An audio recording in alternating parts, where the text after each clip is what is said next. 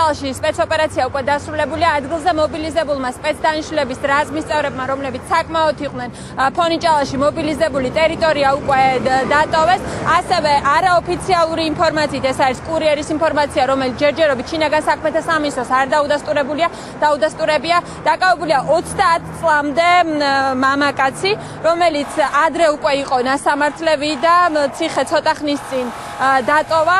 რას ემსახურებოდა ეს სპეცოპერაცია ჯერჯერობით უცნობია. შინაგან საქმეთა სამინისტრო რამდენადაც ჩვენთვის არის ცნობილი, განმარტებას გააკეთებს ცოტა მოგვიანებით. ამ დროისთვის ჩვენს ხელთ არსებული ინფორმაციით კი სავარაუდოდ 30 წლამდე მამაკაცი დაკავებულია დიდი ოდენობით უკანონ ნარკოტიკული ნივთიერების რეალიზაციისთვის.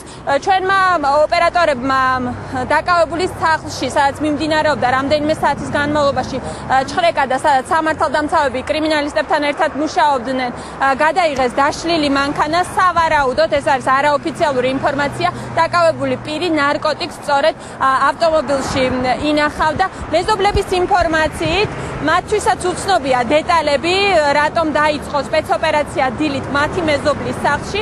ეს არის კერძო სახლი, თუმცა გარედან ამ სახლს აბრა აქვს, რომ იქ არის ასევე მეტალოპლასმასის კარფანჯრების დამამზადებელი საწარმო. ასევე მეზობლების ინფორმაციით ეს ახალგაზრდა დაკავებამდე და ციხის დატოვების შემდეგაც ავტომობილებით ვაჭრობდა. ის არაფერი არ ეძახიან, რაზეა მოსული არავინ არ იცის, არ უშვებიან შიგნით. არავინ არ იცის. რა ხდება? რა შენობაა, რო გითხრათ? შენობა არა, სახლია უბრალოდ. სახლია კერძო, ვინ ცხოვრობს? თუ იცით?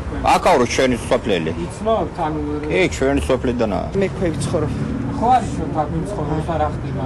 არ ვიცი. აი ახლა მოვედი, აქ მაღაზია, ხორცი უნდა მეყიდნა და არაფერი არ ვიცი.